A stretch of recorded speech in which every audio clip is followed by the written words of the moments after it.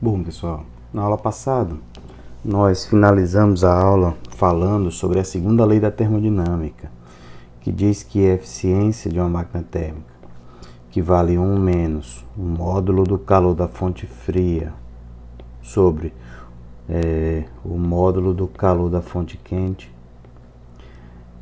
nunca pode ser igual a 100%.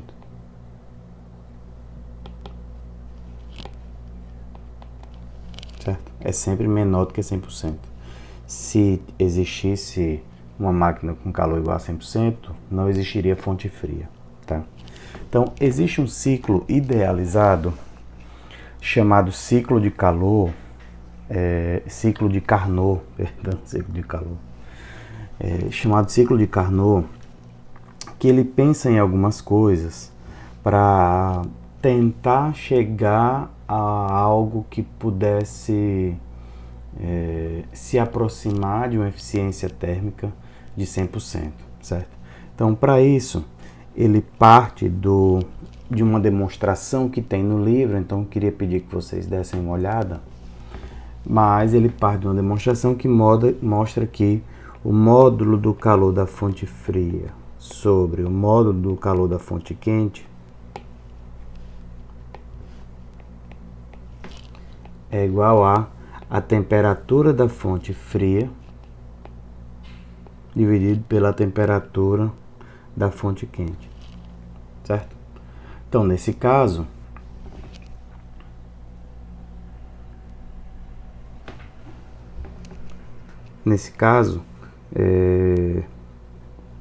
isso ocorre porque o ciclo de Carnot ele pressupõe uma expansões. São 4 ciclos, né? Então vamos ver pelo gráfico. A princípio você tem uma expansão isotérmica, certo? No primeiro ponto. E depois uma expansão, porque ele aumentou o volume, né? De A para B. E depois uma expansão adiabática, sem troca de calor. Depois você tem uma compressão, o 3, uma compressão isotérmica, então dentro da própria temperatura, certo? Dentro da própria isoterma, uma compressão isotérmica. E depois uma compressão adiabática, certo? A gente sabe que em sistemas complexos é muito difícil a gente imprimir sistemas isotérmicos e adiabáticos, certo? Então, isso é bem complicado, tá? Mas, como eu falei, o ciclo de Carnot é um ciclo teórico, certo? E pressupõe esse tipo de ciclo. Então, você tem uma expansão isotérmica e uma expansão adiabática, depois uma compressão isotérmica e uma compressão adiabática, certo?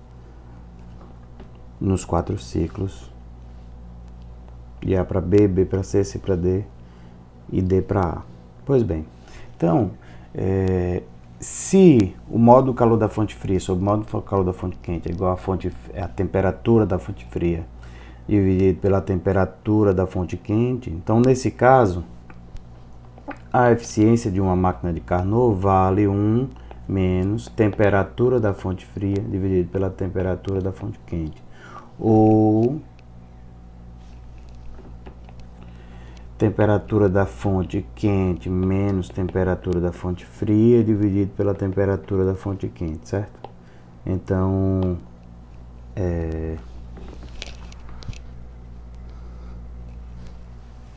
nesse caso, a princípio, a gente poderia chegar ou pensar em um processo que tem eficiência próxima de 100%, se a gente pensasse em um reservatório da fonte fria com temperaturas próximas à temperatura do zero absoluto, certo? 0 Kelvin. A gente já falou sobre isso, que essa temperatura não é atingível na natureza. Então, esse é um primeiro ponto. O segundo ponto é que temperaturas próximas a isso também são muito difíceis de atingir. Então você teria que ter um sistema ideal, idealizado, que trabalhasse com temperaturas da fonte fria com valores muito pequenos. Isso também é difícil de atingir. Então, de novo, o estudo de eficiências de máquinas térmicas é algo que vem sendo aperfeiçoado o tempo todo, tá? Para que a perda energética seja a menor possível. É lógico que a gente gostaria que existissem máquinas térmicas com rendimento 100%, porque você imagina, em um veículo o rendimento gira em torno de 40%. Eu acho que, se não me engano, é mais ou menos isso, 40% de rendimento. Então, nesse caso, é lógico que a gente gostaria de um veículo que tivesse rendimento 100%, mas isso, por causa das leis da termodinâmica, por causa do que eu já falei, não é possível de acontecer, tá? E para fechar o capítulo, a gente vai falar sobre a entropia. Vocês devem ter visto nas disciplinas de química, se é que vocês pagam esse tipo de disciplina, que a entropia é a medida da desordem de um sistema, certo? Então, um exemplo disso é a explosão de fogos de artifício. A princípio, você tem um sistema fechado, certo? Com um monte de coisas aqui, partícula, pólvora, etc. E após esse sistema explodir, você aumenta o grau de desordem desse sistema. Então houve uma explosão aqui e cada pedaço dessas pequenas partículas foi para um lugar do espaço, certo? Então nesse caso, a energia química que era armazenada foi convertida em energia cinética aleatória dos fragmentos, certo? Então, ó,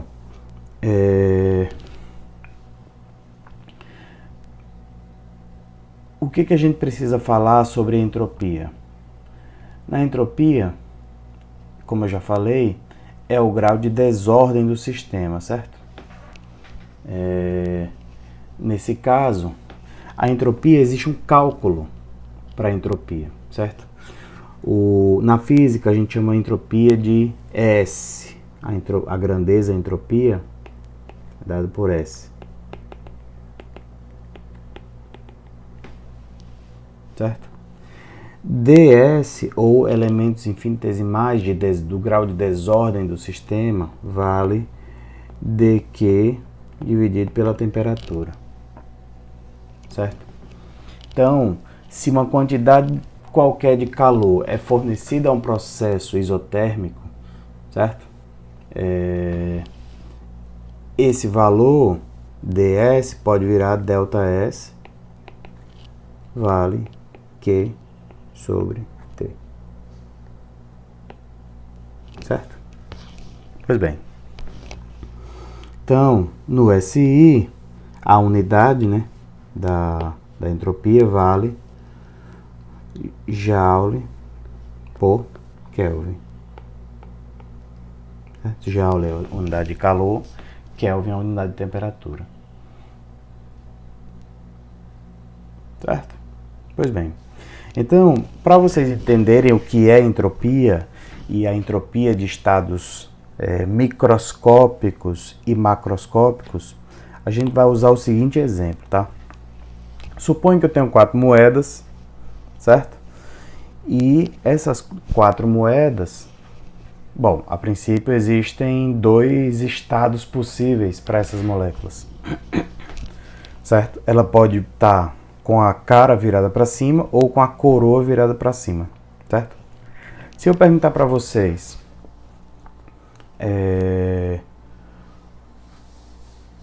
quantos estados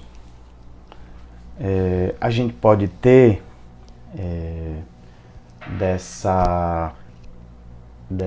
dessas moedas, certo?